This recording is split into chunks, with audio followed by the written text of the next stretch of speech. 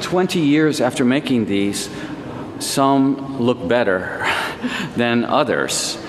It takes a long time to get used to it. I made, of the hustlers, I photographed 90 or so hustlers. The book that was just published has 66 in them. That's kind of the definitive edit. When you photograph 90 and you use 66, it's not like you're making a lot of decisions about which one is the best. I mean, I used a lot. People have favorites, that's clear. This is obviously one of them. I think that that's come to symbolize this project, partly because it's very different than the other ones. It's fully frontal and clearly an imitation of an actress, Marilyn. And I did not ask that person to behave this way. They just started to do it. But I used lighting that is very close to the kind of lighting that you would use in a glamour portrait. So, in a way, this mimics Hollywood photography much more so than the others. And people like that one the best. It's not my favorite, but that's okay. I think that's my favorite. I like the way that the reflection of his shirt makes his face blue, as if it's actually an intentional effect. It's an unintentional effect. And I always like it when something happens in the photograph that I did not plan, because these are very planned situations.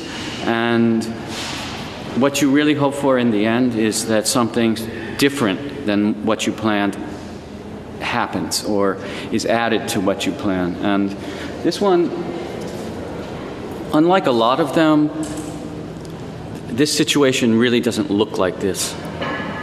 If you were standing there, you would not see this. This is a result of an instant that I take the photograph.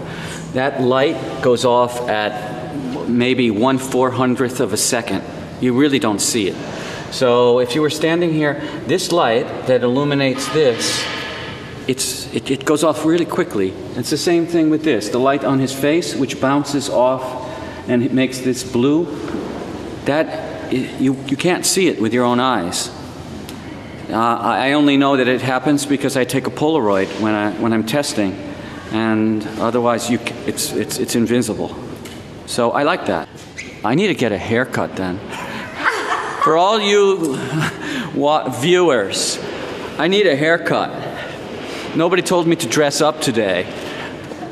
One of the problems with the exhibition is that there's so much of my past in this. I mean, the room we're in, I did this work 20 years ago. And in the next room, the Polaroids, they're pictures of myself 20 years ago. And of course you change a lot.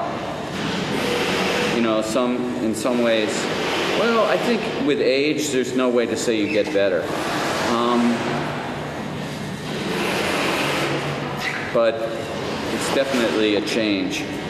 And everyone lives in their own sort of small world, and to be reminded of your past, like by doing these exhibitions, is really a contradictory experience.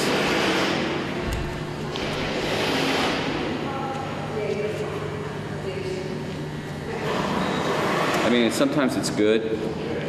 Mostly it's kind of a reminder of what you don't have anymore or the mistakes you made.